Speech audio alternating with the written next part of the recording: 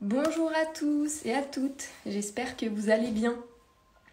Je suis heureuse de vous retrouver pour ce live aujourd'hui. Un live un peu particulier, je vous en ai parlé dans un post. J'ai à cœur vraiment de vous parler de cette incroyable formation au cœur de l'enfant que j'ai eu la chance d'animer avec des femmes exceptionnelles et cette année même des hommes. Elle n'est pas fermée du tout aux hommes, mais c'est vrai que généralement j'ai beaucoup plus de femmes qui sont présentes à cette formation-là. Cette formation, je vous en ai déjà parlé. Euh, voilà, vous la connaissez peut-être déjà, mais c'est vraiment quelque chose qui m'a été soufflé par mon cœur.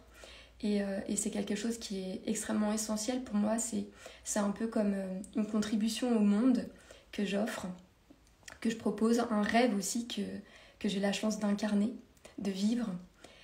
Et cette formation, vraiment, elle se veut être, je dirais, un souffle vers l'émergence d'une nouvelle conscience à laquelle j'aspire.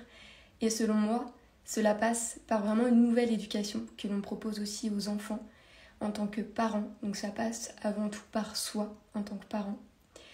Et cette nouvelle éducation, pour moi, la vraie éducation qui doit être proposée aujourd'hui, c'est une éducation à la connaissance de soi, qui intègre la spiritualité. Et c'est ce que je propose en fait de découvrir dans cette formation. Et on va même au-delà, puisqu'aujourd'hui, en fait, je vais vous proposer de découvrir une personne qui m'est chère, une femme qui m'est très chère, et qui va être une ambassadrice des ateliers spirituels pour enfants que j'ai créés. Les ateliers donc spirituels Je suis une étoile et toi aussi.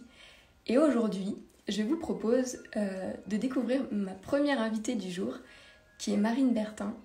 Et je vous inviterai de ce fait à la suivre prochainement sur son Instagram. Et en attendant, on va la laisser se connecter et l'accueillir.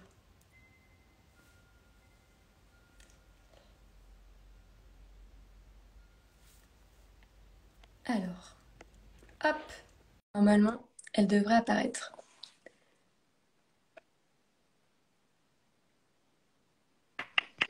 Oui.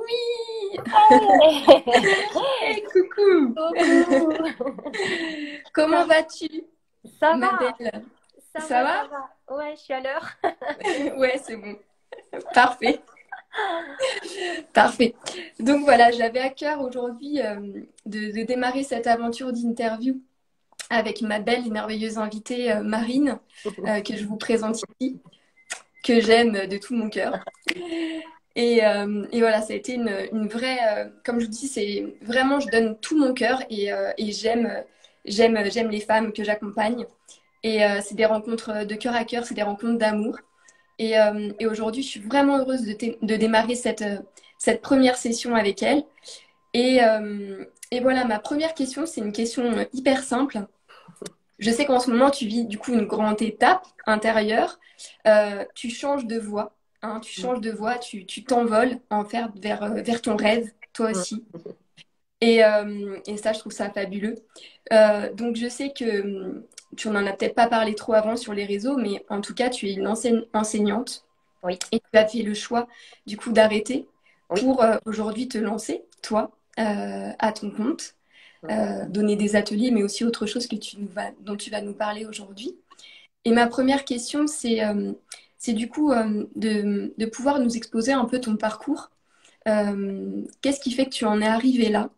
Est-ce que la petite fille, la petite Marine euh, en toi, s'imaginait être là aujourd'hui? Est-ce que la petite Marine aussi a toujours rêvé finalement d'accompagner les enfants ou pas du tout? C'est quelque chose qui s'est fait par étapes. Voilà, est-ce que tu pourrais nous raconter tout ça? Oui. Alors, je suis née le 30 avril. Oui, alors, on peut remonter effectivement loin. Non, j'ai pas du tout toujours su que je voulais être là. Et ce qui est très rigolo, c'est que donc oui, je suis une ancienne enseignante. Je viens d'avoir ma rupture conventionnelle là au mois de juillet. Donc j'encourage toutes les personnes qui auraient envie à le faire parce que c'est possible. Et en fait, bizarrement, j'ai toujours su que j'allais être maîtresse. C'est-à-dire que quand j'étais plus petite, je me souviens Vraiment, je me souviens quand j'étais dans la maison de mes parents, une fois, je me suis dit, mais de toute façon, je serai maîtresse. Donc, je vais arrêter de chercher. En fait, j'avais même pas cette envie de chercher, mais je savais que j'allais être maîtresse. Et pour autant, ça m'emballait pas du tout. C'est-à-dire qu'il y avait un truc en moi vraiment, il y avait quelque chose de fataliste. Je sais que je le serai, donc c'est comme ça. Et vraiment, je n'ai jamais cherché ce que j'allais faire de ma vie, parce que pour moi, c'était mon chemin. Donc, c'est ce qui s'est fait. Sauf que ça s'est fait, on va dire, pas avec gaieté de cœur, parce que j'ai toujours choisi les voies de scolarité un peu par dépit, parce que j'aimais pas l'école. D'accord. J'aimais pas être sur les bancs d'école. Alors, j'ai aimé les premières années, on va dire jusqu'au CP, CE1, où j'étais une très bonne élève. J'ai toujours été, on va dire, une bonne élève. Et en fait, rapidement, ce qui s'est passé, c'est que les autres, être dans un groupe, le regard des autres, vouloir toujours être à la hauteur de la fille populaire, vouloir toujours être dans le bon groupe, etc., m'a vraiment créé beaucoup d'angoisse. Notamment aussi le rapport, en fait, le rapport à l'évaluation. Pour moi, c'était très, très compliqué de continuellement devoir répondre à des attentes aussi bien de l'enseignant mais que de ma famille, même s'ils l'ont fait évidemment avec tout leur cœur. Mais c'est quelque Il, chose qui il- vraiment m'a... Comment? il faut dire aussi que ta maman, toi, est Enseignante. Voilà, c'est ça. la double dose. Fille d'enseignante. Et ma maman est enseignante et bizarrement, elle m'a toujours dit, oh oui, bah écoute, fais, fais comme tu veux, fais comme tu peux. Et mon papa qui avait vraiment un besoin de sécurité pour ses trois filles, vraiment à chercher aussi à nous en fait, à nous mettre dans un endroit qui, pour lui, était le plus sécurisant, le plus sûr pour un avenir, on va dire, pas tout tracé, mais là où on allait pouvoir nous permettre à nous d'avoir une vie heureuse, selon lui, ses croyances. Et moi, je me suis rangée à ça, parce que bah, j'y croyais déjà, évidemment. Et puis, de toute façon, comme je l'ai dit au début, c'était ça. Je savais que j'allais là. Donc, c'est ce que j'ai fait. J'ai aussi développé une belle phobie scolaire à partir de la seconde qui a continué jusqu'à mon master pour être enseignante. Euh, j'ai passé 3 fois mon concours d'enseignante à chaque fois en me disant mais je veux pas être une maîtresse et je le faisais quand même. Donc vraiment j'étais bien enfermée dans l'idée qu'il n'y avait qu'un seul chemin surtout, qu'une D'accord. seule Ok. possibilité, ouais, qu'une seule possibilité pour moi. Et donc je suis devenue maîtresse il y a 7 ans. Et Voilà. du coup, quel a été ton déclic à toi? Quel a été ton déclic? Mon déclic à moi, il est pour faire un peu commun, je pense, à beaucoup de mamans, il a été ma grossesse. Je suis tombée enceinte en 2017 et il faut savoir que je sais pas. En tout cas, j'étais une personne avec beaucoup de colère et j'avais beaucoup de colère en moi qui sortait des fois de manière complètement désorganisée et qui pouvait même arriver à des conflits avec ma famille qui n'étaient pas forcément agréables. Et le jour où je suis tombée enceinte, je me suis dit, mais je peux pas être une maman comme ça. Je ne peux pas offrir à mon enfant une mère complètement déglinguée qui pète un plomb dès qu'il y a quelque chose qui ne lui va pas ou qui stresse en elle. Il faut que tu fasses quelque chose parce que il mérite pas ça. Il est même pas là que déjà tu as des pensées comme ça qui te viennent. Et, euh, et en parallèle, je faisais donc mon métier. J'ai beaucoup été en maternelle. Et je voyais ces enfants qui n'avaient rien demandé, qui étaient dans une classe avec une maîtresse qui, des fois, ça allait bien. Et des fois, une maîtresse qui pétait un plomb et voilà, qui laissait parler sa colère, mais face à eux. Et donc, c'est comme si ces enfants-là, en même temps que j'avais ma colère, je les voyais en souffrance de la recevoir et je me détestais. Je me détestais pour ça parce que c'était pas juste pour eux, c'était pas pour ça qu'ils étaient là en fait. Et moi, et je sentais au plus profond de moi que c'était pas ça que j'avais envie de leur apporter. Et donc, ça a été vraiment un gros switch dans ma tête au moment où j'ai appris ouais, que j'étais enceinte. Et pendant les 9 mois de ma grossesse, j'ai vraiment œuvré pour mieux me connaître, pour découvrir qui j'étais. Et puis, c'est là où j'ai découvert le monde de la spiritualité qui m'a apporté, en fait, je dirais une vraie sérénité à vivre tout ça. Et qui m'a déculpabilisée d'être celle que j'étais, en fait. Ok, ok, super. Et de ce fait, t'es quand même resté à ce moment-là, même quand tu as eu le déclic, donc tu es resté à ton poste. Est-ce que t'as pu justement mettre en place des choses qui te permettaient d'arriver à te calmer, je dirais, à gérer tes propres émotions, ou c'était encore difficile pour toi? Et comment tu as fait en fait pour vraiment te faire accompagner si tu en as eu besoin? Est-ce que tu t'es fait accompagner ou pas? Ou est-ce que ça a été vraiment quelque chose que tu as opéré, je dirais, toute seule en toi, à travers l'école de la vie, c'est-à-dire ce que tu pouvais vivre à travers ta propre expérience? Ou est-ce que tu as eu besoin d'un petit coup de pouce extérieur, même si finalement l'extérieur nous révèle toujours ce qui est à l'intérieur de nous? Mais voilà, comment ça s'est passé concrètement pour toi? Et, euh, et comment, je dirais, les enfants peut-être t'ont donné une certaine forme de force aussi. Pas forcément, on a compris que le tien t'en a donné, t'as révélé certaines choses.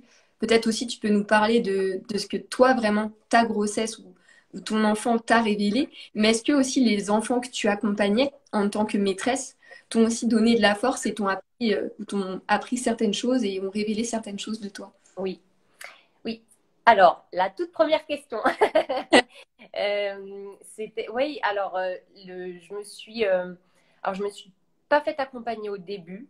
On va dire que pendant les 9 mois de ma grossesse, ce que j'ai découvert, c'est la méditation. C'était une fois à Noël, ma tante qui méditait beaucoup nous a dit, allez hop, les filles, les cousines, les sœurs, vous venez, on se fait une petite méditation commune. Et là j'ai dit, ok, ça c'est bon pour moi. Et parce que je suis sortie de là en fait, avec une nouvelle sensation à l'intérieur de mon corps qui me disait que c'était possible d'atteindre un état de calme. Et cet état de calme-là, c'est comme si je l'avais jamais ressenti avant. Donc, Mm. depuis ce jour-là, je me suis dit, bon, la méditation fera partie de ma vie. Et donc, j'ai beaucoup médité. Donc, ça m'a fait beaucoup de bien. J'ai eu du soutien évidemment de mes deux sœurs qui sont très présentes pour moi et avec qui au quotidien on discute beaucoup de tout ça. Et c'est vrai que ça m'a vraiment euh, aidé à chaque étape à aller un peu plus loin et à me dire, ok, t'en es là, c'est pas grave, regarde ce qui se passe, essaye de lâcher, essaye de te détendre, ça va bien se passer. Et puis vraiment d'acquérir cette confiance en moi. Mais c'était pas vraiment ça, surtout quand je suis devenue maman, ça a été très compliqué pour moi.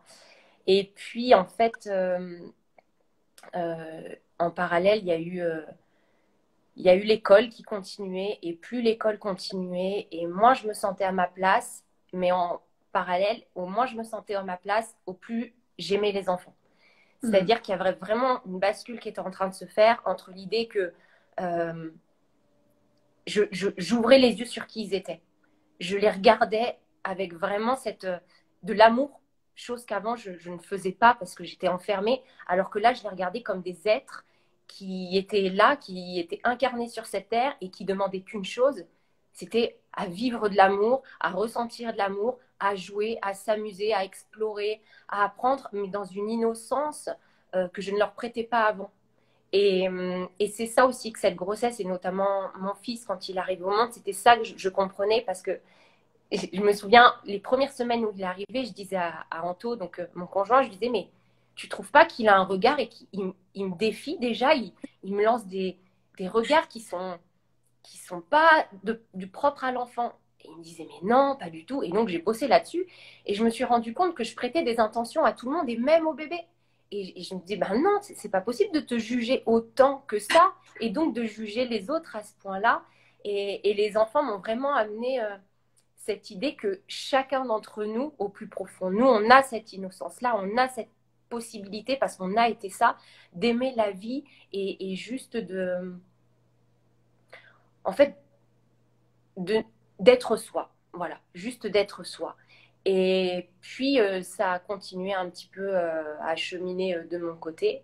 Et vraiment, ce qui a fait switcher, je crois, ma vie, en tout cas, qui a continué de faire switcher ma vie, c'est cette rencontre que j'ai eue avec toi et à la formation l'année dernière au cœur de l'enfant, qui a été en fait,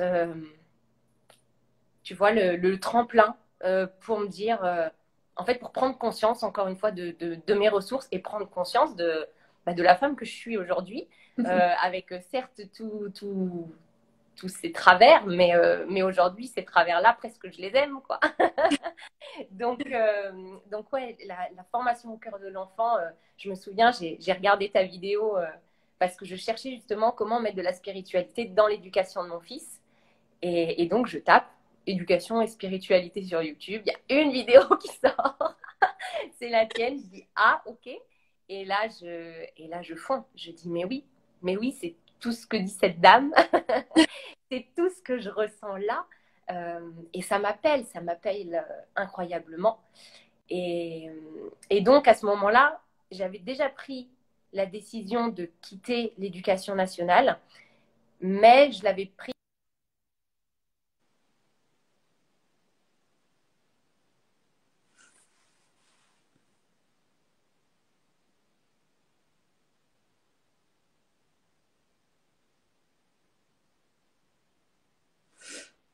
Alors, il y a un petit bug.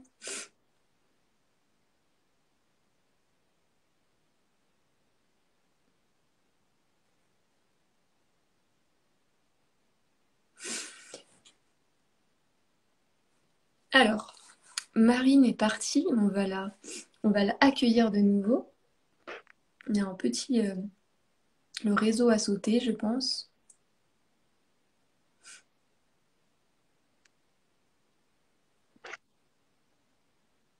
Alors, on va attendre. On va attendre tranquillement que Marine nous rejoigne à nouveau. Elle était en train de parler de son switch, vraiment de comment elle a fait pour quitter l'éducation nationale. C'est un sujet, je trouve, qui est hyper important. Moi, j'ai beaucoup de mails, je reçois beaucoup de mails et de demandes, en fait, et de témoignages d'enseignants, d'enseignantes qui se demandent comment faire. Est-ce que c'est juste de quitter? Est-ce que c'est juste de ne pas quitter? Est-ce qu'il est possible de faire des choses dans l'éducation nationale en restant enseignant, en restant enseignante? C'est vraiment, je trouve, un sujet d'actualité et je trouve ça hyper opportun d'en parler aujourd'hui. Et Marine, du coup, était en train de parler de ça avec nous. Alors, est-ce qu'elle est en train de revenir ou pas? On va regarder ça. En attendant, on a pu entendre de la part de Marine plusieurs choses. On voit effectivement dans son parcours, elle nous disait que, voilà, on voit qu'il y a eu je dirais une sphère familiale très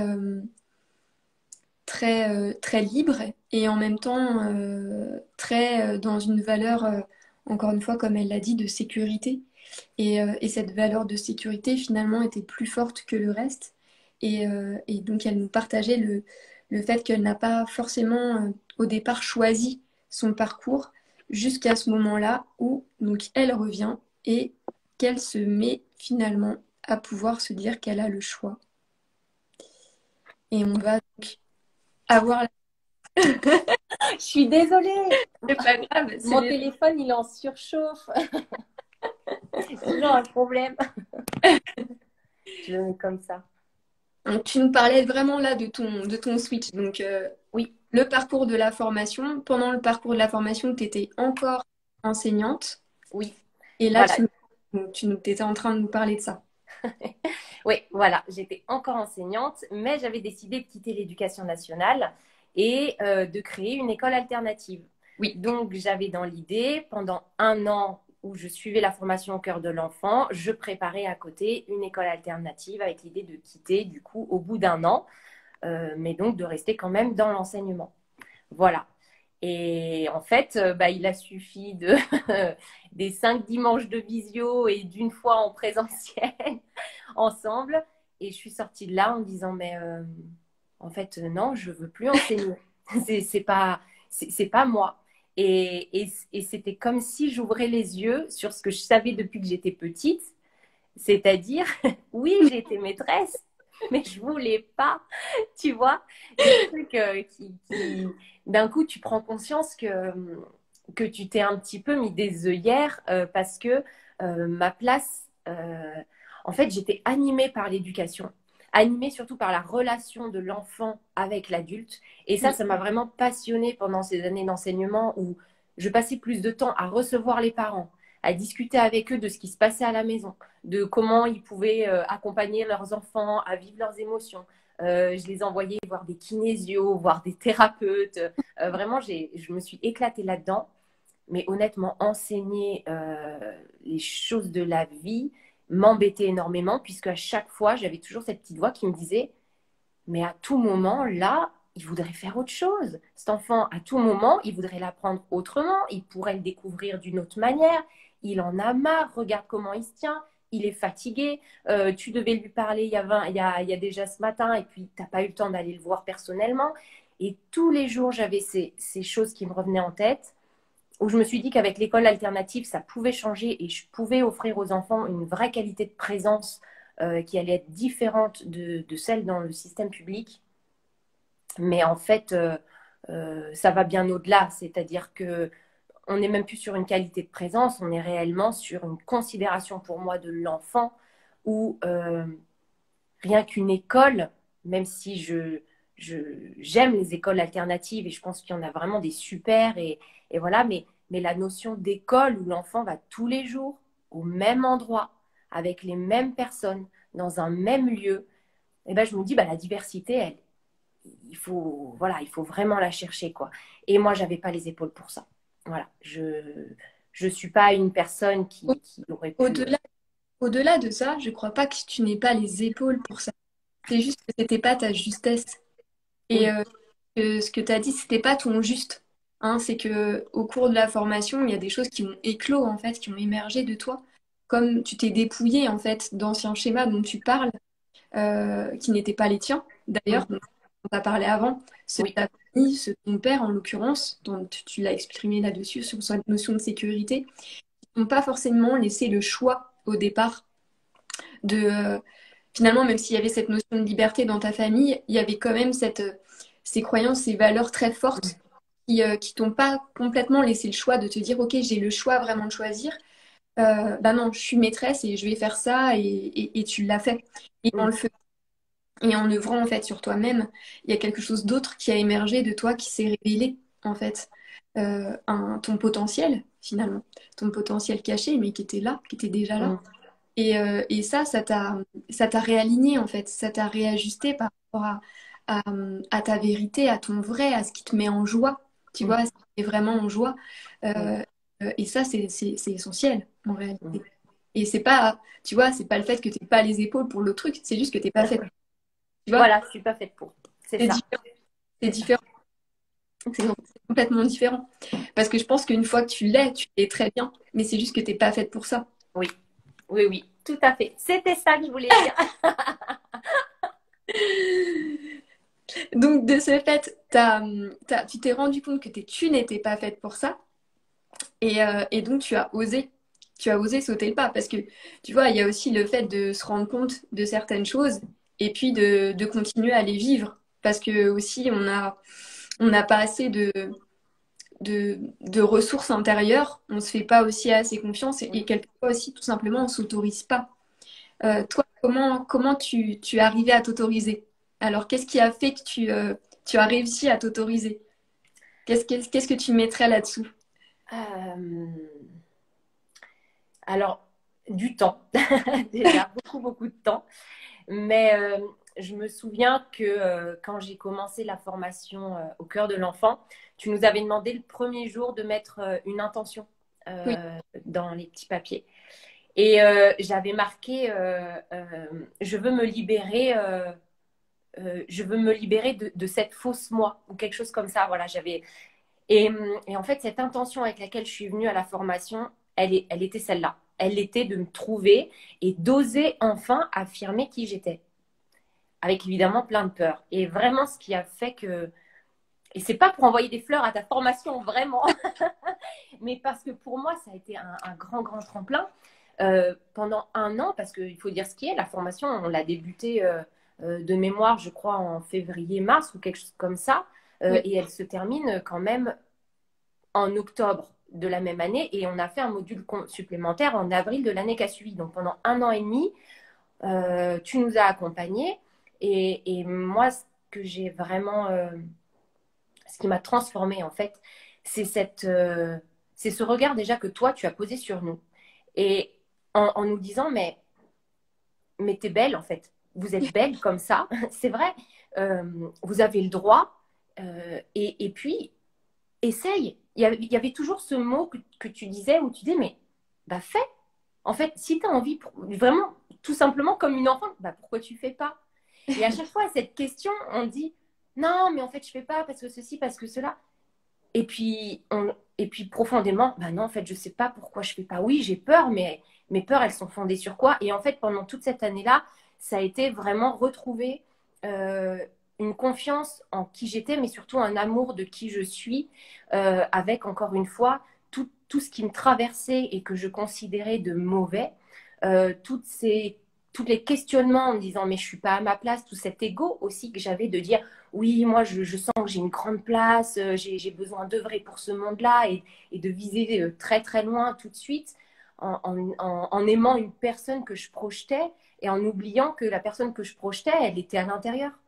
Et ce switch.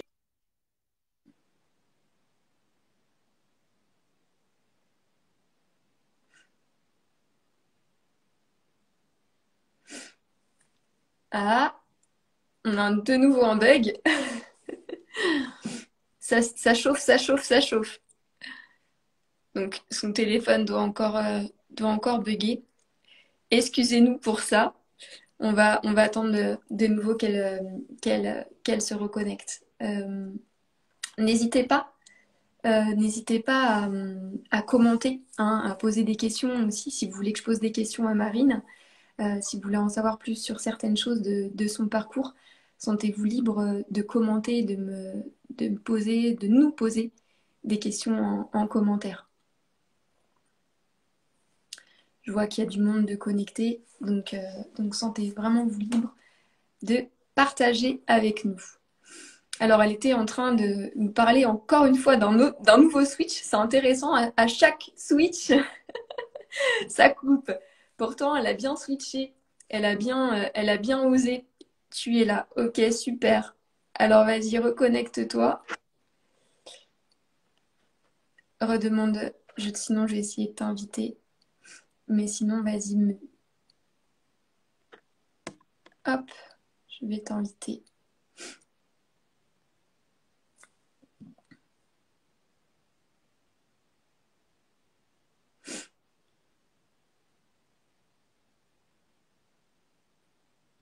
Donc oui, je disais pour la petite blague, à chaque grand switch, ça a coupé.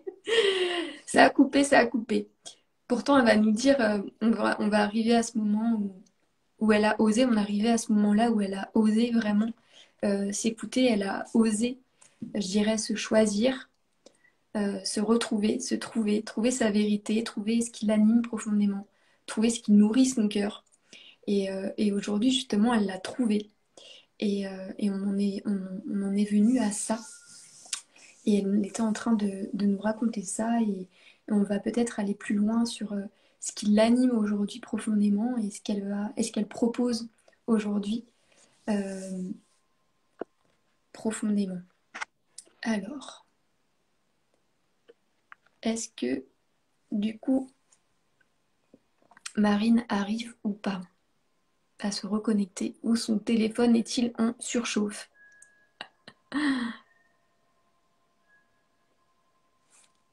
Alors, est-ce qu'il y a déjà des questions? Je vais prendre les questions. Est-ce qu'il y a déjà des questions en attendant, Marine? Est-ce que vous avez des questions déjà sur ce qui a été dit ou ce que vous voulez poser à Marine comme question? Ah, ok, c'est bon. Hop. Donc, Marine revient. Voilà. Si vous avez des questions, posez-les, posez-les, je vais les poser. Coucou, recoucou. Coucou, redésolée. Dis donc, j'ai changé de C'est pas grave. format. Oh là là. Oui, à chaque switch, hein, À tu disais. chaque, t'as vu, à chaque switch, pouf, pourtant t'as bien switché, hein. Et pourtant, je l'ai fait. Tu vois, je comprends pas. Ah non, non, bah ouais, c'est comme ça. C'est comme ça. Je pense qu'il y a encore de la réticence, tu vois, mais c'est parce que je suis encore dans un moment où, bah oui, j'ai switché, mais c'est un travail au quotidien hein, de s'auto-valider Ouais. toujours. T'étais en train de dire ça, de dire entre ce que tu projetais de ce que tu pourrais être, mais que ce que tu projetais, tu pouvais l'être maintenant. Et Oui, tu pouvais, et t'en as pris conscience que tu pouvais être cette fille-là maintenant, cette oui, femme-là maintenant, et oui, t'autoriser maintenant à le vivre. c'est ça, Et que exactement. par des petits pas. C'est ce que tu étais en train de nous dire, je crois. Tout à fait. Tout à fait. C'est vraiment cette prise de conscience que tout ce que je croyais inaccessible, si j'avais envie, ça pouvait l'être tout de suite.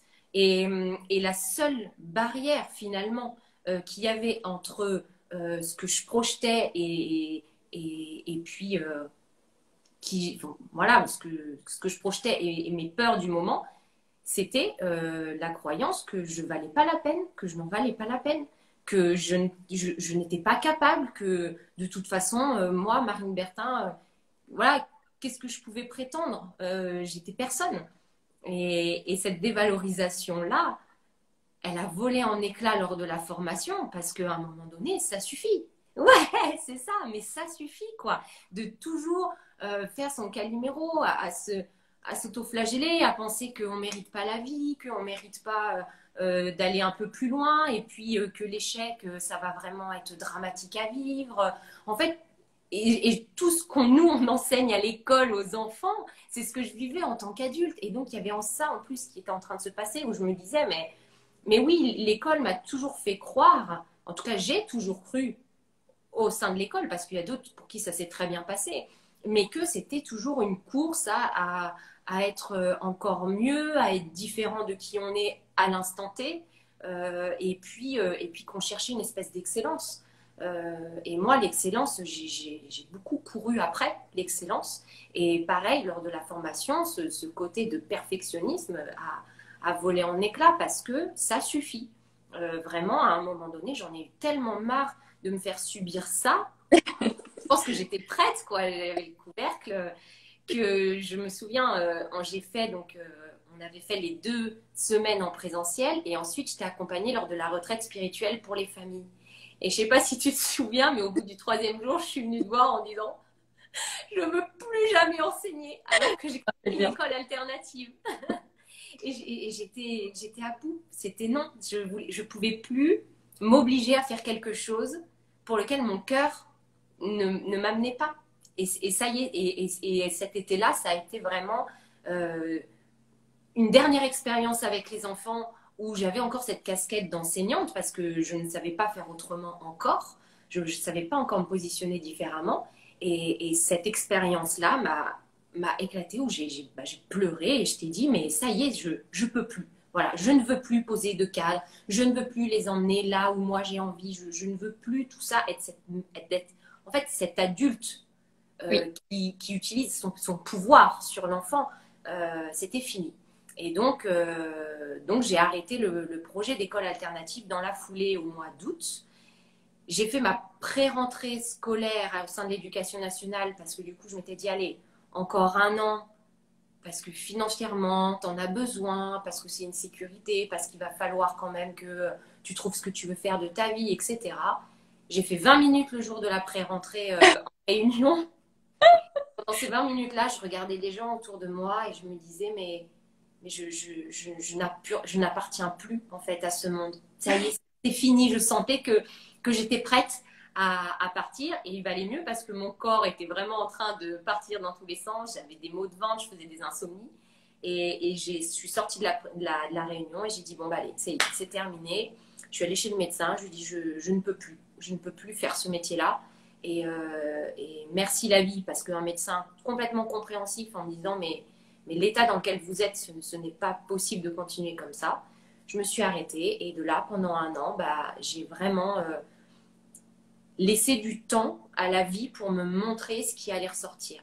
Donc pendant 4 mois, je pense que à part rien faire, j'ai rien fait d'autre. Voilà, j'ai été vraiment en accueil de tout ce qui devait sortir et tu m'avais beaucoup répété aussi, et ça c'est à la formation sur laquelle on s'est beaucoup penché, mais l'idée du vide, l'idée que il faut vider avant d'accueillir et de laisser ce temps-là, se lâcher prise à l'instant présent pour ensuite tranquillement qu'il y ait une nouvelle énergie qui arrive, mais que le switch ne peut pas être fait comme ça du jour au lendemain et qu'il faut s'autoriser à prendre ce temps-là pour soi, chose qu'avant, moi je m'autorisais à prendre du temps sur mon canapé, mais par peur. C'est-à-dire que j'avais tellement peur de l'extérieur, tellement peur d'être enseignante, tellement peur de me confronter à ce monde que je ne voulais pas, que je ne faisais rien de mes journées. Mais c'était pas là la même chose. Là, je ne faisais rien de mes journées parce que je sentais que c'était ce que mon corps me demandait. Et, et ça m'a fait un bien magnifique. Et ensuite, progressivement, du coup, ça s'est rempli. Mais c'est super ce que tu es en train de dire parce que tu vois, dans ce que l'on vit actuellement, on ne fait pas l'éloge de la lenteur, l'éloge du temps, de prendre le temps, Oui. de se laisser le temps. Et l'éloge du vide aussi, dont tu as parlé, dont on insiste effectivement beaucoup durant la formation et les accompagnements. Mais c'est vrai que tu as aussi, encore une fois, su te laisser cet espace. Et après, ça peut, on va dire que c'est vraiment quelque chose de très singulier. Pour certains, le déclic, il peut venir et une fois qu'il est là, eh ben, la chose a éclos tout de suite. Et pour certaines, eh ben, ça va demander ce temps-là, le temps effectivement de se dépouiller, le temps de pouvoir laisser aussi la chose éclore par elle-même, tu vois, parce que ça éclot de l'intérieur. Et pour que ça éclot complètement, dans son plein rayonnement, dans cette pleine éclosion, dans cette pleine ouverture, comme tu l'as dit, bah, il y a besoin d'espace, hein. Il y a besoin effectivement de ce vide-là pour être rempli à nouveau. Et tu t'es offert en fait ce temps, tu vois aussi. Oui. Tu as eu le courage de t'offrir ce temps et d'écouter ça aussi. Parce que tu aurais pu aussi retourner dans tes anciens schémas, entre guillemets, paniquer à nouveau, te sentir un petit peu angoissé, pas savoir ce que tu allais faire, pas savoir ce qui allait se passer. Mais non, là, tu avais cette reliance avec toi, cette conscience de ce qui était en train d'émerger de toi. Et tu as su t'écouter et tu as su te faire confiance, tu vois. Donc ça aussi, c'est quelque chose d'hyper fort, mais bien sûr, il faut du courage. Faut encore une fois s'autoriser, se choisir. Et de ce fait, bah, il y a quelque chose de nouveau qui a émergé, hein. En tout cas, de nouveau. C'est un peu un lapsus parce que c'était déjà là, hein. Par contre, c'est nouveau parce que tu le voyais pas et que là, tu l'as, comment dire, tu y as regoûté. Peut-être que tu y as regoûté à cette saveur-là, à cette énergie-là. Et cette énergie-là, en fait, aujourd'hui, t'amène bien plus vers quelque chose qui t'animait déjà en réalité, qui s'est révélé bien plus lors de ta grossesse, je crois, qui est vraiment la parentalité consciente, la parentalité en conscience. Est-ce que c'est quelque chose, du coup, que tu connaissais déjà en devenant maman? Est-ce que tu l'as découvert en devenant maman? Même si on a un peu déjà répondu parce que c'est quelque chose qui fait partie de toi. Mais du coup, comment tu définirais pour toi ce qu'est cette parentalité consciente? Et aujourd'hui, du coup, qu'est-ce que tu vas proposer en fait dans cette nouvelle vie qui t'attend? Et oui, bah déjà merci pour avoir soulevé que oui, je m'étais choisie et que je m'étais fait confiance. Et juste pour terminer sur ce que m'a apporté la formation, parce que ça c'est un point aussi très important, je trouve, par rapport à qui j'étais aussi tout cas comment j'ai pu me percevoir pendant longtemps. Mais aujourd'hui, ça fait tellement de bien de reconnaître ce qu'on est capable de faire. Et avant, j'aurais dit, bah, oh oui, ça va, non, je me suis choisie, mais pas vraiment, mais j'avais pas le choix, etc. Alors qu'aujourd'hui, je dis, bah oui, en fait, je me suis choisie et je suis contente de l'avoir fait et je suis fière de moi. Et je me donne cet amour-là. Et ça, c'est vraiment la formation qui m'a appris à, bah voilà, à me valoriser parce que j'y ai le droit aussi, comme chacun d'entre nous et chacune d'entre nous. Et en fait, c'est ça que je veux apporter aux enfants.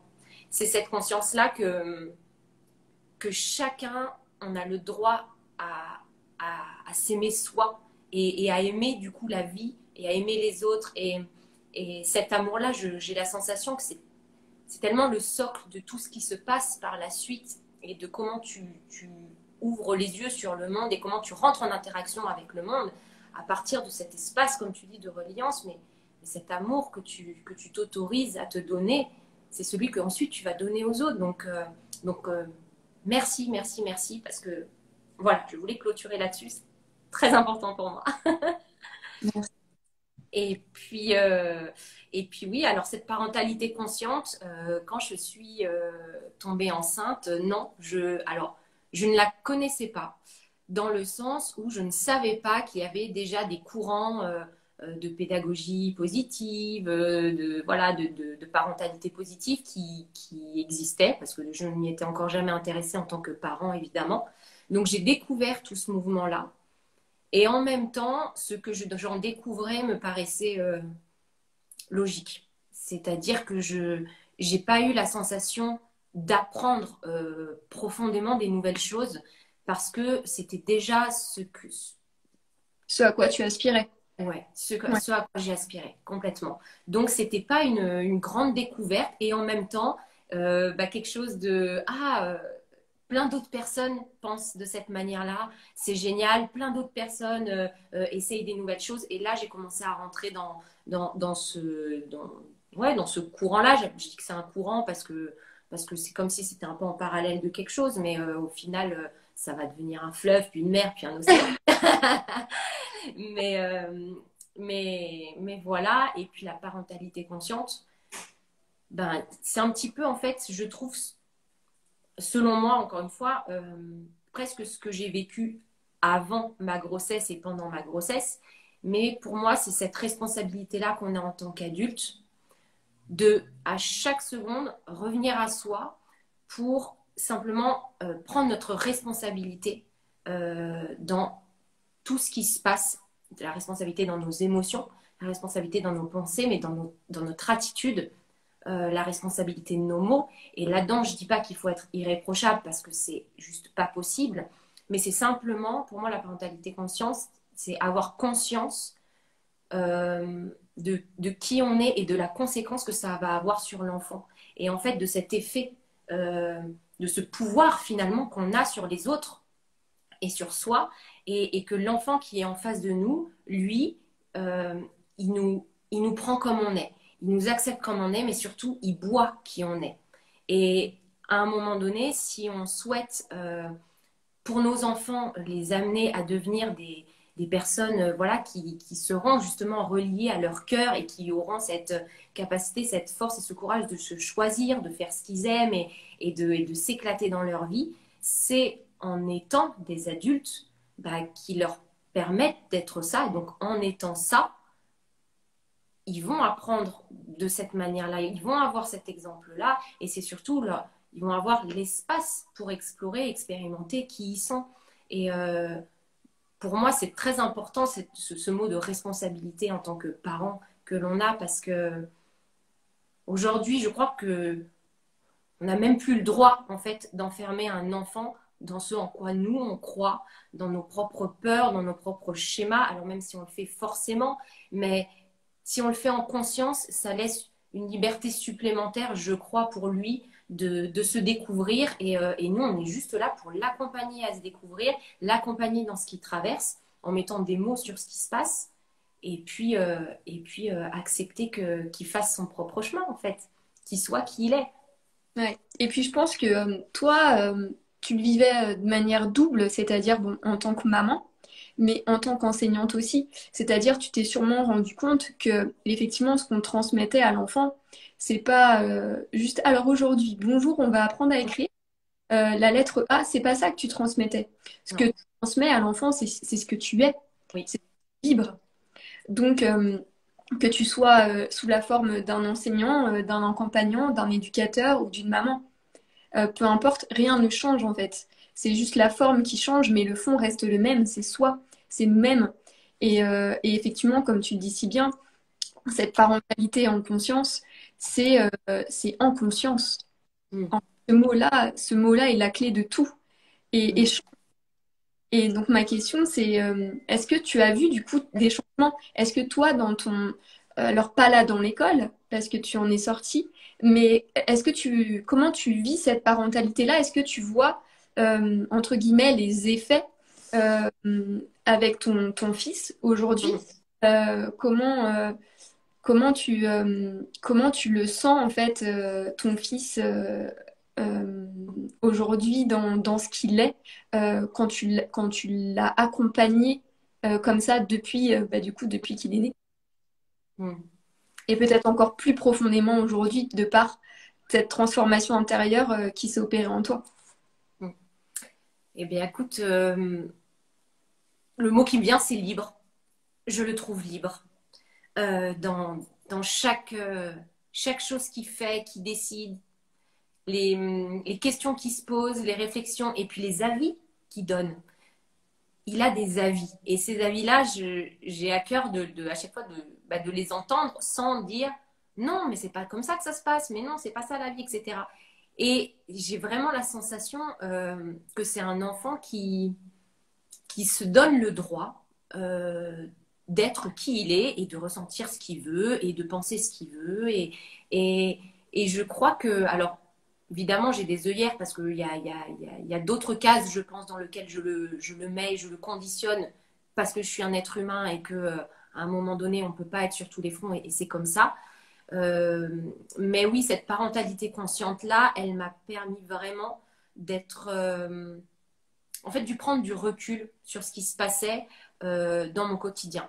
Il y a ce discernement quand les choses se passent entre ce qui traverse Joa, donc c'est son prénom pour ceux qui ne le savent pas, dans ce qui traverse Joa, ce qui me traverse moi, ce qui est en train d'être, ce qui œuvre en fait au sein de notre relation, et puis cette possibilité juste de l'observer d'un peu plus loin en acceptant ce qui se passe aussi. Et ça la parentalité consciente, ça amène aussi à ne plus se sentir coupable en tant que parent continuellement.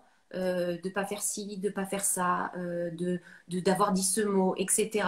Et il y a quelque chose qui soulage le parent parce que on prend enfin notre responsabilité de qui on est. Et ça peut paraître contradictoire, mais je trouve que prendre des responsabilités, finalement, soulage. Alors qu'on pourrait se dire, non, mais plus on va être conscient et plus on aura de choses à travailler, plus ça va être catastrophe et il y aura des montagnes de choses. Mais en fait, c'est ça, c'est ces montagnes de choses-là qu'on ne veut pas voir qui nous écrasent. Et quand on décide de les regarder et de les prendre comme les nôtres, et ben à ce moment-là, le sac il s'allège. Et c'est vraiment ce que je vis en fait grâce à la parentalité consciente, c'est que je me lâche entre guillemets un peu la grappe.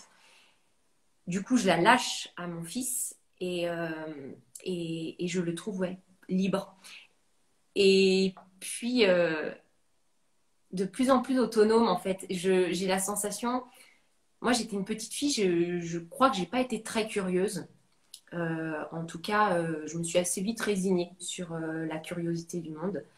Et, et quand je regarde les enfants, je me dis, ben non, en fait, c'est là. Et effectivement, je le trouve extrêmement curieux. Et j'ai à cœur de lui laisser cette liberté d'explorer, d'essayer, de tester et de se tromper. Ça, très important. Et pareil, la parentalité consciente, c'est quelque chose euh, que ça m'a apporté en plus de ce travail sur moi que j'ai fait. Mais comment accompagner un enfant en fait à se tromper? Parce que je crois que c'est en fait la base de l'évolution. C'est essayer, essayer pour se trouver. Et ça, ouais, ouais, ouais, c'est tout ça. planter et se pousser. Voilà, exactement. Je me Et plante, et je pousse. voilà. Si tu ne plantes pas, tu vas pas pousser. Et voilà, exactement. C'est exactement ça. Donc, ouais. Ouais, c'est chouette. Et puis, on pourrait résumer ça comme ça, c'est-à-dire que la conscience, peu importe dans la sphère dans laquelle on l'amène, si on l'amène en soi, je dirais, elle va se déverser sur toutes nos sphères. Donc, que ce soit la sphère intime vis-à-vis de nous-mêmes, que ce soit la sphère familiale, donc dans la famille, dans le couple, ou soit la sphère parentale en tant que mère ou père. Mm.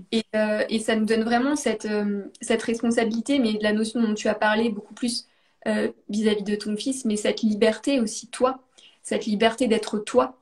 Et aussi, je dirais, si on pourrait le résumer, cette capacité en fait à ne plus subir ce que l'on vit, à Mm. ne plus subir sa vie, mais à la choisir. Hein. Oui. Et ça, effectivement, comme tu le disais si bien, ça change tout. C'est-à-dire que bah, ça va changer complètement notre rapport à nous-mêmes, notre rapport aux autres et notre rapport au monde et à la vie.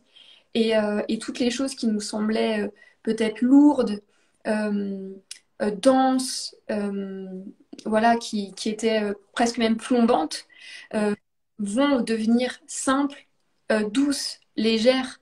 On va aussi avoir, je pense, beaucoup plus de tendresse, en fait, vis-à-vis de nous-mêmes, d'indulgence, D'indulgence. ouais, d'indulgence tout à fait, et de compassion. Et ça, forcément, bah, ça allège, ça rend le quotidien et la vie beaucoup plus légère. Et Et ça, tu vois, c'est quelque chose que j'ai quand même expérimenté dans ma classe parce que le moment où on a fait la formation au cœur de l'enfant, j'avais quand même une classe dans les débuts de formation et je mettais en pratique ce qu'on voyait lors de la formation. Et franchement, la différence d'ambiance dans la classe que ça amène,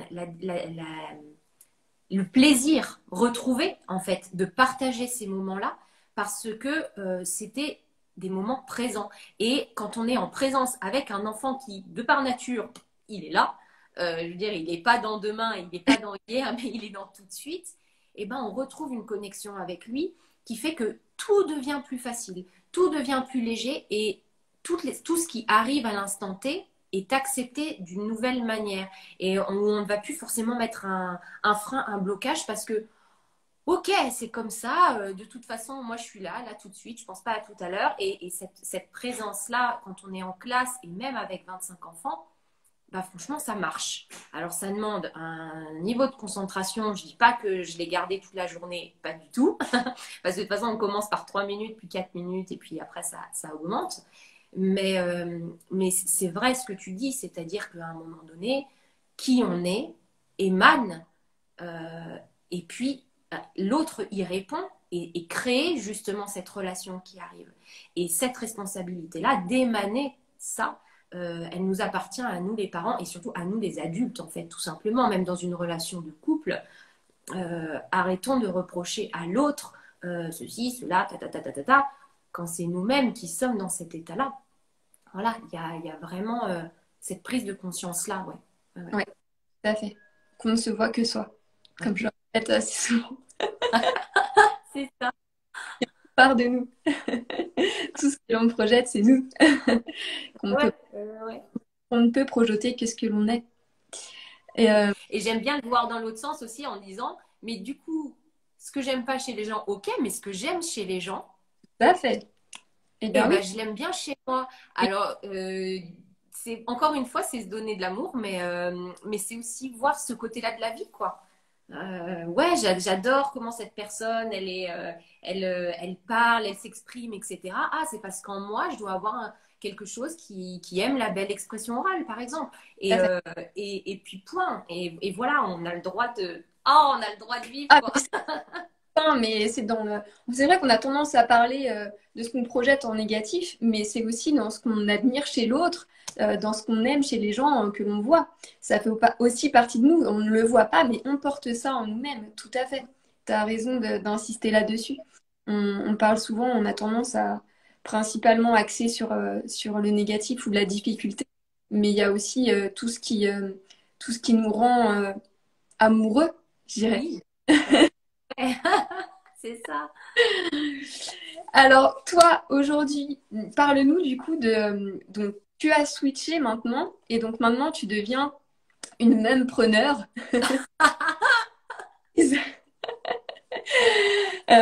Du coup, qu'est-ce qu'aujourd'hui, du coup, tu as envie, toi, et qu'est-ce que tu proposes? Peut-être tu peux parler de différentes sphères, tu peux aussi parler, du coup, des ateliers Je suis une étoile et toi aussi, mais aussi des autres choses que tu vas proposer.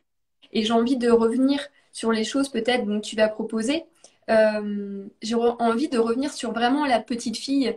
Tu nous as parlé de ce que tu n'imaginais pas, mais tu nous as peut-être pas parlé de ce qui aussi était déjà là et te faisait vraiment vibrer. Et je crois que ça fait aussi partie là de ce que tu vas proposer Oui, à présent. Donc, bah, je te laisse en libre. merci. Alors, ce que je vais proposer, alors, déjà ce qui m'anime profondément, moi, c'est vraiment la relation entre l'adulte et l'enfant. Voilà. J'adore cette relation-là. Je la trouve pleine d'apprentissage, pleine pleine de possibilités et d'opportunités en fait d'évoluer. Je trouve que être au contact d'un enfant, c'est la meilleure manière que de se confronter encore une fois à ces parts de nous-mêmes et en même temps de voir celles qui demandent à vivre. Et, hum, et c'est pour ça que oui, là je me lance donc en auto-entrepreneuriat pour faire de l'accompagnement parental. Alors, sous différentes formes, il y aura du coaching parental. Donc, j'ai fait mon petit cabinet à la maison. Voilà, pour recevoir des parents vraiment en séance. Donc, tu es où? Et Tu es où toi? moi, je suis à Bellegencier, donc dans le Var, près de Toulon. Mais donc, je reçois certes à mon cabinet, mais j'aime aussi l'idée de pouvoir proposer des séances, si on en a envie, en extérieur. Il y a aussi la possibilité, ben, moi, de me déplacer, mais pourquoi pas de le faire dans un endroit bien agréable, comme un joli parc, une petite forêt, proche d'une rivière. Je veux dire, on a une nature qui est magnifique par chez nous. Et ça me plaît aussi dans l'idée de pouvoir discuter dans des endroits qui sont chargés d'énergie et qui peuvent nous faire du bien. Donc voilà, ça serait accompagner les parents dans les problématiques, les difficultés qu'ils rencontrent au sein de la relation avec leur enfant. Et puis les amener progressivement à retrouver en fait des relations de confiance et de plaisir. Et du coup de les accompagner à se découvrir eux qui y sont en tant que parents. Et, et ça me plaît beaucoup. Et puis cet accompagnement-là, il passera aussi par des ateliers. Alors, des ateliers bah, pour les enfants. Donc, je suis une étoile et toi aussi, donc amené par la formation.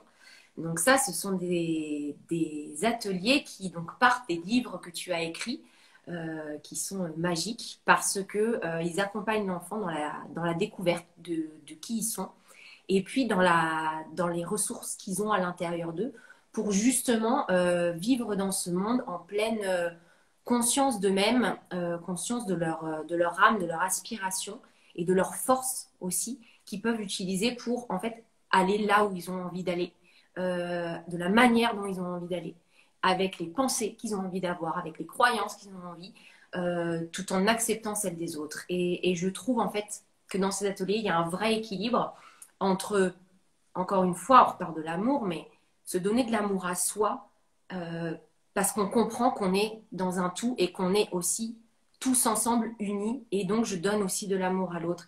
Et c'est accompagner vraiment les enfants à prendre confiance en eux, à se donner cette estime-là, et puis développer leur autonomie de discernement en grandissant. Discerner que ben, ils ne sont pas leurs émotions, qu'ils ne sont pas tout ce que les autres pensent qu'ils sont, et les ramener à chaque seconde de leur vie à refaire ce choix de se choisir. Et voilà, ces ateliers-là, je vais les donner les mardis matins et les mercredis matins. Ok. Donc, pour les familles UF, le mardi matin, et puis pour les scolarisés, le mercredi, donc dans deux endroits différents de par chez moi, à Soliès et à La Valette.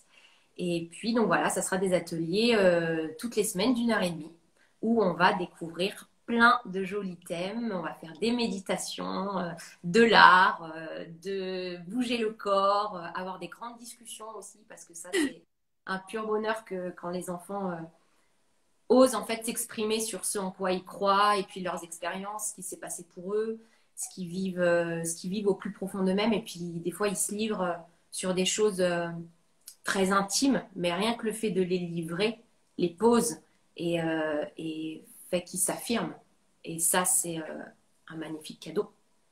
Donc voilà, ces ateliers-là pour les enfants.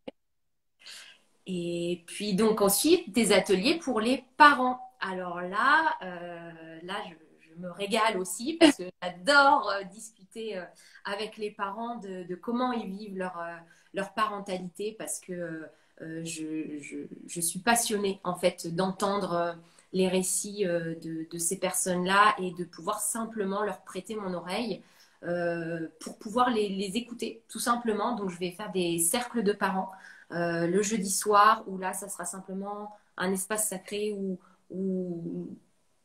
on va se livrer, poser ce qu'on a envie de poser, les tracas du quotidien, les choses très lourdes ou un peu moins lourdes, les émotions, les croyances, et puis et simplement se faire du bien dans un espace où on sait qu'on est écouté sans jugement, en toute bienveillance et surtout en toute intimité.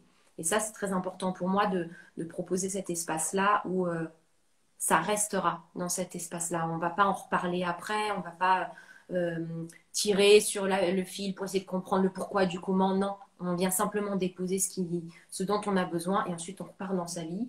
Et ce temps-là pour soi me semble essentiel en tant que parent parce que c'est souvent ce qu'on fait avec des copines ou avec la famille. Sauf que les gens ont toujours un avis sur ce qu'on vit. Et puis à la fin de la conversation, on est dégoûté parce que on fait trois conseils, on a la sensation d'avoir fait complètement à côté, on est déjà en train de réfléchir comment on fera mieux. Et puis en fait, on n'est pas nourri, quoi. Ça n'a pas fonctionné. Donc ça, c'est les cercles de parents. Et puis je vais proposer aussi des ateliers pour les parents. Alors ça, c'est sur 5 semaines. Donc c'est en création que j'ai appelé Au-delà du parent. Et pendant 5 semaines, 3 heures par semaine, on va simplement discuter de qui on est en tant que parent et puis d'observer si le parent qu'on est et si le cadre éducatif qu'on propose à la maison est bien celui qui résonne à l'intérieur de nous. Parce que j'ai découvert en étant maman qu'au début, je voulais mettre des choses en place qui étaient de l'ordre de ce que moi j'avais vécu et des croyances aussi qu'on m'avait amenées et de ce qu'on en croit de l'éducation, comment on élève un enfant. Est-ce que tu peux donner des exemples concrets? Oui, bien sûr. Tout simplement, il faut finir son assiette. Ouais. Absolument. Parce que ça, c'est très important. Je sais pas pourquoi, mais c'est important de finir son assiette. C'est très important de dire bonjour, de faire le bisou. C'est très important quand on est parent que notre enfant en fait laisse parler les adultes tout le temps. Voilà, qu'il arrive à se mettre à l'écart et qu'il laisse parler les adultes. Donc toutes ces petites choses-là du quotidien qu'on fait sans y penser impactent l'enfant dans qui il est et parce que ça lui donne des injonctions qui ne répondent pas à l'être profond, mais simplement qui répondent à nous, notre besoin, notre peur d'adulte, d'être tranquille, d'être un bon parent, de bien sécuriser les choses pour être sûr que notre enfant à ce moment-là ne déborde pas trop en fonction des principes de la société et des principes En fait, des normes sociales, de la pression. De la morale. Oui. De la morale, beaucoup. Et on a quand même un passé assez religieux là-dessus. Et donc, on a une éducation qui en a quand même découlé. Et même si aujourd'hui, on ne peut ne pas être croyant, etc., on est ça quand même, on porte ça. Et donc, cet accompagnement-là, sur 5 semaines, j'ai à cœur d'accompagner le parent à redécouvrir une nouvelle manière d'être parent, un nouveau cadre éducatif qui lui correspond vraiment à qui il est, et en l'accompagnement simplement à reprendre confiance en lui et à choisir, voilà, à chaque seconde de sa parentalité, à choisir ce qui résonne pour lui, ce qui vibre pour lui et ce qui vibre pour l'enfant et que chacun retrouve en fait sa juste place dans cette relation-là. Une place évidemment qui une fois elle est à gauche, une fois elle est à droite, mais des fois elle est au milieu. Et ça, c'est cool. Donc voilà, ça c'est sur 5 semaines. Voilà. Génial. Et puis, Super ça. ouais, j'ai hâte. Bon, je panique, hein, total. Mais je Mais sais ça, que. c'est intéressant aussi ce que tu es en train de dire. C'est-à-dire que on s'imagine que quand on prend son envol, son envolée, quand on a éclos, la peur disparaît. Mais c'est pas le cas. Non, Pas du tout. C'est pas parce qu'on est forcément aligné avec ce qu'on est que la peur disparaît en réalité. La peur est là. C'est normal. Dans toutes les premières fois, elle est là. Moi, à chaque fois que je commence une formation, j'ai peur. À chaque fois que j'allume le bouton Instagram, j'ai mon petit bonhomme appréhension qui est là. Euh, Derrière, il y a l'excitation, il y a la joie d'être là. Mais il y a un mélange des trois. Et c'est OK. Et ça, c'est juste que c'est plus un frein, en fait. C'est plus un obstacle. C'est une énergie, en fait, qui va nous accompagner et que l'on voit. Hein. On parlait de conscience, donc on en a conscience. Et comment je choisis de vivre avec ça? Est-ce que je choisis d'en faire un frein? C'est-à-dire que je sens que c'est là et je décide, en fait, finalement, consciemment, de lui donner du pouvoir et qu'elle me freine? Ou bien je considère que, bah ok, j'ai peur, c'est normal, mais j'ai vraiment envie d'aller là-bas, c'est vraiment ça qui m'anime. Et on y tout à fait. Tout à fait. C'est dans le moment où, en fait, quand on se lance, où la peur qu'on ressent n'est plus un frein, mais elle est juste là, quoi. C'est la copine. C'est la copine qui est toujours présente, mais au final, c'est plus la marâtre. C'est devenu la copine. Et ça, c'est un changement qui fait beaucoup, beaucoup de bien parce que elle ne nous freine plus. Elle nous met en garde, c'est vrai, sur certaines parts de nous qui pourraient justement nous ralentir ou voilà, mais une fois qu'on la voit, on dit ok, bah, ouais, je panique, c'est vrai, oui, j'ai peur, c'est vrai. Bon, après, j'ai aussi tellement envie de le faire, tellement envie d'être présente, et puis je crois qu'une fois qu'on a touché à ce qui nous fait vibrer, ben, ça peut repartir, peut-être, j'en sais rien, on verra. Bah oui, c'est ça l'idée, j'allais rajouter. C'est que déjà, on peut choisir, mais ensuite, on peut la transformer. C'est Oui, non pas que nous avons ce pouvoir-là et ces capacités-là. Et que quelquefois, nos peurs, nos pensées de peur, nos croyances, finalement, apparaissent dans nos vies parce qu'elles ont envie, elles aussi, de se transformer.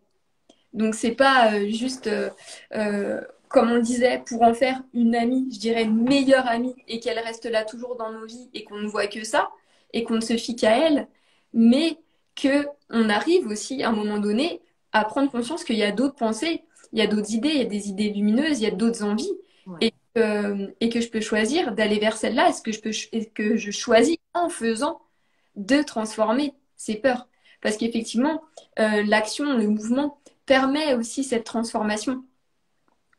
C'est plus on avance, plus on se permet d'avancer et faire des petits pas, et ben moins ça fait peur et on sait pas, on a même dépassé nos peurs. ouais, tout On, à fait. les a dépassées. Qu'est-ce que, pour conclure, toi, qu'est-ce que tu aurais envie de peut-être de dire aux parents qui vont venir te voir, aux parents qui nous ont écoutés? Quelle est peut-être la chose que tu aurais plus envie de leur dire comme un conseil, un message que tu aurais envie de leur faire passer aujourd'hui? Euh, que le rôle de parent, c'est clairement pas facile, que c'est quelque chose qui vraiment vient nous bouger à chaque seconde de notre quotidien et que ça, je le comprends. Et que vraiment, moi, j'invite les parents en vrai, à prendre du temps pour eux. En fait, si j'avais un message, c'est parents, prenez du temps pour vous, pour vous-même, pour vous donner de l'amour, pour vous donner cette reconnaissance, en fait, que tous les jours, vous êtes là, vous essayez de faire de votre mieux, vous œuvrez, vous vous questionnez, posez des questions, vous comparez. Et tout ça, bah, ça demande de l'énergie et on le fait aussi parce qu'on aime nos enfants. Donc, se relier à ça et puis se laisser le temps, comme on disait tout à l'heure, l'indulgence envers soi, se laisser le temps que les choses viennent à nous et que quand elles viennent à nous, ben, prenons notre responsabilité de la regarder, en fait, et de choisir si on en fait quelque chose ou pas, mais prenons nos responsabilités. Ouais, voilà. Ok, super. Je sais pas si ça amène vraiment à venir me voir parce que. Mais en Bah, tout c'est toi. voilà, c'est moi, c'est vraiment, ouais, c'est ça.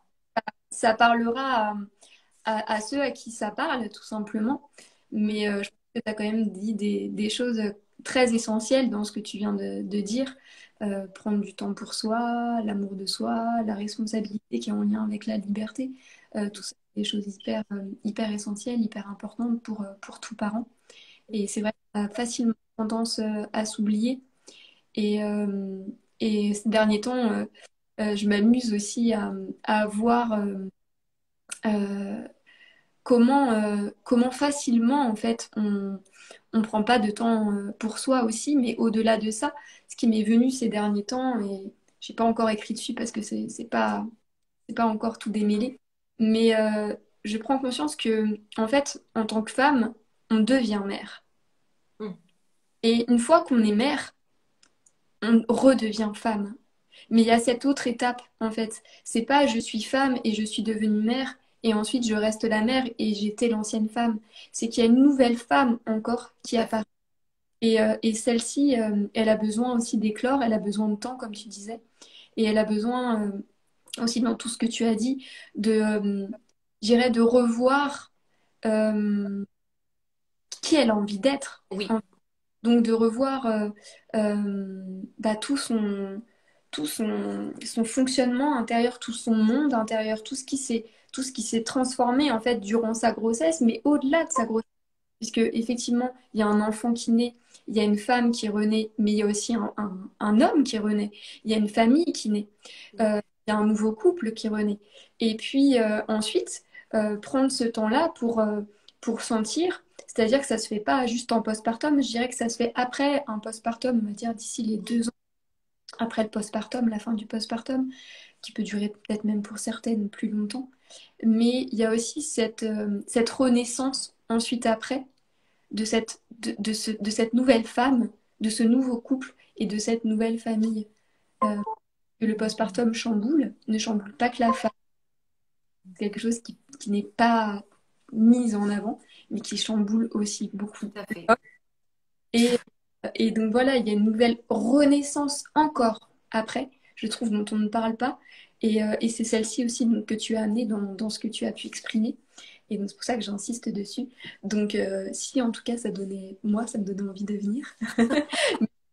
Peut-être pas objectif parce que on est ensemble et je connais très bien qui tu es. Et voilà, j'ai toute confiance en tout cas en ce que tu es et en ce que tu proposes.